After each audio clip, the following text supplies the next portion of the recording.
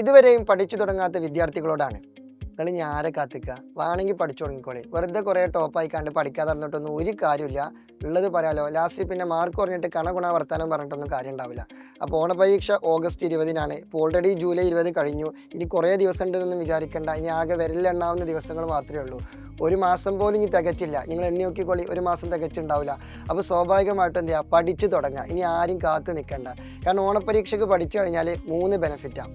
അതിൽ ഒന്നാമത്തെ ബെനിഫിറ്റ്, നിങ്ങൾ ഓണപരീക്ഷയ്ക്ക് പഠിച്ച് നിങ്ങൾക്ക് നല്ല മാർക്ക് ഉണ്ടായി കഴിഞ്ഞാൽ സ്വാഭാവികമായിട്ടും നിങ്ങൾക്കൊരു കോൺഫിഡൻസ് ഉണ്ടാവും. അതായത് ഞാൻ അടിപൊളിയാണ്, ഞാൻ സൂപ്പറാണ്, എനിക്കൊന്നും കൂടി പഠിക്കാൻ പറ്റും. ആ ഒരു സെൽഫ് എസ്റ്റീം വരും. അപ്പോൾ അത് നമ്മൾക്ക് എന്ത് ചെയ്യാൻ പറ്റും? പിന്നീട് നല്ല രീതിയിൽ പെർഫോം ചെയ്യാൻ പറ്റും. അതാണ് ഒരു ബെനിഫിറ്റ്. രണ്ടാമത്തെ ബെനിഫിറ്റ് എന്താണെന്ന് ചോദിച്ചാൽ, ഓണപരീക്ഷയ്ക്കുള്ള പോർഷൻസ് ക്രിസ്മസിനുണ്ടാവും, ക്രിസ്മസിനുള്ള പോർഷൻസ് കൊല്ലപരീക്ഷയ്ക്ക് ഉണ്ടാവും. എന്ന് വെച്ചാൽ ഓണപരീക്ഷയ്ക്കുള്ള എല്ലാ പോർഷൻസ് എവിടെ ഉണ്ടാവും? ക്രിസ്മസിനും ചോദിക്കും, കൊല്ലപരീക്ഷയ്ക്കും ഒക്കെ ചോദിക്കും. അത് 8ാം ക്ലാസ്സിലാണെങ്കിലും 9ാം ക്ലാസ്സിലാണെങ്കിലും 10ാം ക്ലാസ്സിലാണെങ്കിലും ഒക്കെ അങ്ങനെ തന്നെയാണ്.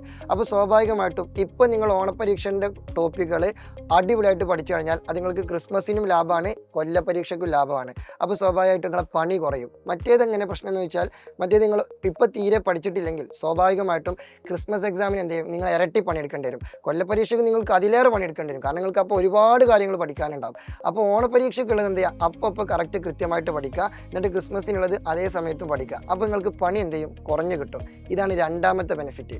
മൂന്നാമത്തെ ബെനിഫിറ്റ് എന്താണെന്ന് ചോദിച്ചാൽ, ഓണം എക്സാമിന് നിങ്ങൾ സൂപ്പറായിട്ട് പഠിച്ചു, നിങ്ങൾക്ക് നല്ല മാർക്കൊക്കെ ഉണ്ട്, എന്നിട്ട് പേരൻസ് മീറ്റിംഗ് ഒക്കെ നടന്നു. അപ്പോൾ നിങ്ങൾ പേരൻസിനൊക്കെ ഭയങ്കര സന്തോഷമായി, ക്ലാസ്സിലെ ടീച്ചറിനൊക്കെ ഭയങ്കര സന്തോഷമായി, നിങ്ങൾക്കും ഭയങ്കര സന്തോഷമായി. എന്നിട്ട് പിന്നെ ക്രിസ്മസ് എക്സാം വരുമ്പോൾ പിന്നെ നിങ്ങൾക്ക് മാർക്ക് കുറയാൻ പറ്റൂല. കാരണം എന്താ? നിങ്ങൾ ക്ലാസ്സിൽ നല്ലൊരു കുട്ടി, നല്ല പെർഫോം ചെയ്യുന്ന ഒരു കുട്ടി, അടിപൊളിയായിട്ട് പഠിക്കുന്നുണ്ട്, ഇപ്പോൾ അവൻ നന്നായിട്ടുണ്ട്, സൂപ്പറായിട്ട് പഠിക്കുന്നുണ്ട്, അങ്ങനെ ഒരു പേര് നിങ്ങൾക്ക് വന്നിട്ടുണ്ടാവും. അപ്പോൾ സ്വാഭാവികമായിട്ടും പിന്നെ ആ പേര് എന്ത് ചെയ്യാൻ പാടില്ല? അത് പോകാൻ പാടില്ല. അപ്പോൾ സ്വാഭാവികമായിട്ടും നിങ്ങൾക്ക് ഉള്ളിൽ നിന്നൊരു മോട്ടിവേഷൻ വരും. അതായത് എനിക്ക് ഒന്നും കൂടി പഠിക്കണം, അല്ലെങ്കിൽ പ്രശ്നമാണ്, അല്ലെങ്കിൽ ഓൾറെഡി എന്താ എനിക്ക് നല്ല മാർക്ക് ഉണ്ട്, അപ്പോൾ ഇനി മാർക്ക് കുറഞ്ഞാൽ പ്രശ്നമാണ്. മാർക്ക് കൂടിയാൽ എന്തായാലും പ്രശ്നം ഉണ്ടാവില്ലല്ലോ, കുറഞ്ഞാലേ പ്രശ്നം വരുള്ളൂ. അപ്പോൾ സ്വാഭാവികമായിട്ടും എന്ത് ചെയ്യും? നിങ്ങൾക്ക് ഉള്ളിൽ നിന്നൊരു മോട്ടിവേഷൻ വരും. അപ്പോൾ എങ്ങനെ നോക്കിയാലും മൊത്തത്തിൽ എന്താണ്? ലാഭമാണ്. അപ്പോൾ സൂപ്പറായിട്ട് പഠിക്കുക. അല്ലാതെ ഇനി വെറുതെ സമയമൊന്നുമില്ല സാർ, ഇനി പഠിക്കാൻ ഭയങ്കര ബുദ്ധിമുട്ടാണ്, അങ്ങോട്ടാണ് ഇങ്ങോട്ടാണ്, മറന്നു പോകും.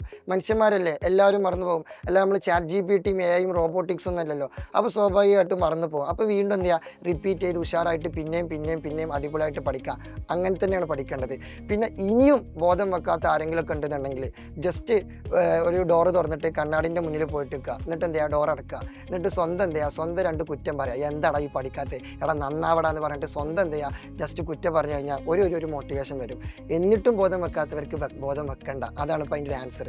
അപ്പോൾ നിങ്ങൾ എന്ത് ചെയ്യുക? ഉഷാറായിട്ട് പഠിക്കുക. ഇനി ആരും കാത്തേക്കേണ്ട, സൂപ്പറായിട്ട് പഠിക്കുക, അടിപൊളിയായിട്ട് പഠിക്കുക.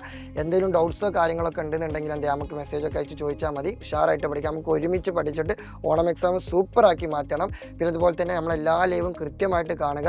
അതുപോലെ തന്നെ റെക്കോർഡഡ് വീഡിയോസും ഷോർട്സും എല്ലാം ഉണ്ട്. കൃത്യമായിട്ട് നമ്മൾ ഓരോന്നും പക്ക സിസ്റ്റമാറ്റിക് ആയിട്ട് നിങ്ങളിലേക്ക് എത്തിക്കുന്നുണ്ട്. അതൊക്കെ കറക്റ്റ് വീക്ഷിക്കുക, അടിപൊളിയാക്കുക, സൂപ്പറായിട്ട് പഠിക്കുക. അപ്പോൾ ഓൾ ദി ബെസ്റ്റ്. ഇത് നിങ്ങളുടെ സ്വന്തം അറക്കൽ.